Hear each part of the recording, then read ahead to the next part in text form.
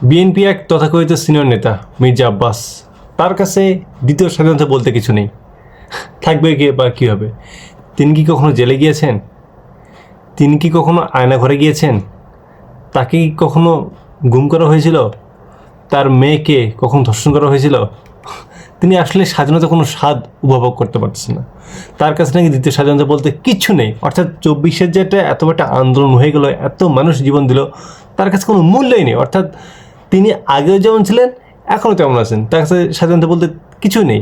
শুনুন তার বক্তব্যটা। দ্বিতীয় স্বাধীনতা আসলে আজকের স্বাধীনতা দিবস প্রমাণ করবে দ্বিতীয় স্বাধীনতা বলে বাংলাদেশে কিছু নাই। বাহ, দ্বিতীয় স্বাধীনতা, দ্বিতীয় স্বাধীনতা বলতে কিছু নেই, তাই না? আপনার নেত্রী খালেদা জিয়া, তাকে জিজ্ঞেস করেন যে স্বাধীনতা কী জিনিস, একটু দূর থেকে জিজ্ঞেস করিয়েন। না হলে হাত আর হচ্ছে আপনার ওই গালটা যে কাছাকাছি থাকে না, আপনার দু গাল দুটো ঠাস ঠাস করে মারতো। আপনি লুৎফুজ্জামান বাবরকে গিয়ে জিজ্ঞেস করেন যে স্বাধীনতা কী জিনিস, মানে যে জুতোগুলো আছে না, জুতোগুলো খুলে আপনাকে মারতো। যারা এতজন গুমখুন শিকার হয়েছে, ইলিয়াস আলী, তাকে হত্যা করা হয়েছে, লাশ পাওয়া গেছে ভারতে, তার স্ত্রীকে গিয়ে জিজ্ঞেস করেন যে স্বাধীনতা কী। আপনাদের সব তৃণমূলের নেতাকর্মীরা যারা এই যে ঈদ, এই প্রথমবার তো ঈদ তো বাসায় করতেছে, গত 16-17 বছর বাসায় ঈদ করতে পারছে, তারাই বলতেছে যে আমরা বাসায় থাকতে পারিনি, আমরা লুকিয়ে লুকিয়ে ঈদ পালন করছি অন্য জায়গায়। তাদেরকে গিয়ে বলেন, জুতা খুলে গণধোলা দেবে আপনাদের। গত 17টা বছর ফ্যাসিস্ট হাসিনার সহযোগী থেকে, বিএনপির মধ্যে ঘাপটি থেকে বিএনপি দলটাকে ধ্বংস করে দিয়ে মুখে মুখে তারেক জিয়া, জিয়াউর রহমান, বাংলাদেশ জিন্দাবাদ, আর মনে মনে মুজিব প্রেম। এখন দেখি ফখরুলের মধ্যে মুজিব প্রেম ঠিকই আছে। আওয়ামী লীগকে নিষিদ্ধ করা যাবে না। কেন নিষিদ্ধ করা যাবে না? তোদের কী দিচ্ছে? কোন মধু দিচ্ছে তোদের? কত হাজার হাজার কোটি টাকায় বিক্রি হয়েছিস। তোদের আমরা চিনি না? তোরা কত বড় বাটপার, তোরা কত বড় ধান্দাবাজ। তোরা বিএনপি সাধারণ তৃণমূল নেতাকর্মীদের আন্দোলনের মাধ্যমে ডেকে তাদেরকে পুলিশের কাছে চিহ্নিত করে দিস যে এরা দেশপ্রেমিক, এদেরকে ধরুক। আর যখন আন্দোলন হয় তখন তোরা যাস 5 স্টার হোটেলের নাম করে জেলখানায়, কয়েকদিন খাওয়া দাওয়া হয়, মোটাটা হয়, যেই আন্দোলন শেষ তোরা বের হোস। এইভাবে 17টা বছর তোরা জনগণকে ধোঁকা দিয়েছিস। বাংলাদেশের প্রত্যেকটা জায়গায় এমন কোনো জায়গা আছে যে এটা চাঁদাবাজি নেই, এই যে দুর্নীতি নেই?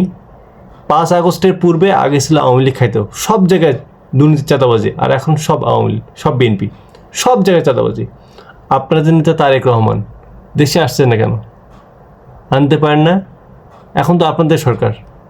কথা কথা তো বলেন যে আমাদের সরকার ছাত্রদের সরকার। আসল তো কলকাতা এসছে আপনারা।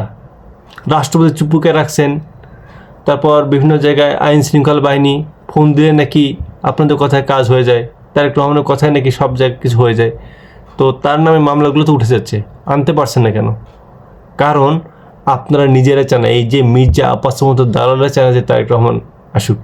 কেন?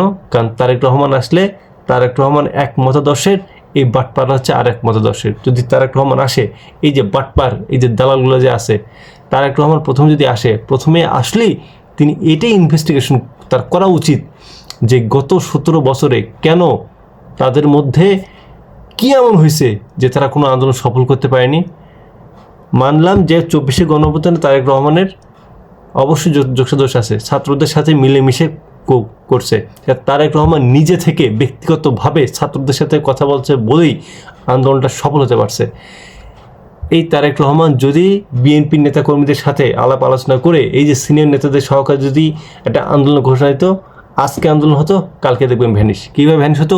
এই যে ঘাপটি মেরে যে থাকা ফখরুল গং, মির্জা আব্বাস গং, ভারতের দালাল, আমি ফ্যাসিস্টের দালাল, এরা কী করতো? এরা গোয়েন্দা বিভাগকে ফ্যাসিস্ট হাসনাকে সব বলে দিত।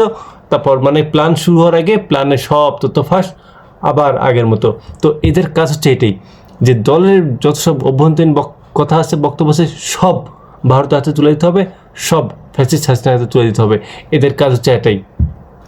এখন কিছুগুলো নির্বাচন, আর এই নির্বাচন দেশ চালাতে পারবেন? কথা যে নির্বাচন যে বলেন, প্রফেসর ডক্টর ইউনূসের মতো আপনাদের কারো ক্ষমতা আছে, কোন ক্যাপাবিলিটি আছে, আপনাদের দলের কোন নেতার আছে? এমনি যে নির্বাচন বলেন, এরা যতটা না নির্বাচন বলে, তার মনে হয় 100 ভাগের 1 ভাগও বলে না যে আমরা ফ্যাসিস্ট হাসিনা বিচার চাই, আমরা আওয়ামী লীগকে নিষিদ্ধ চাই।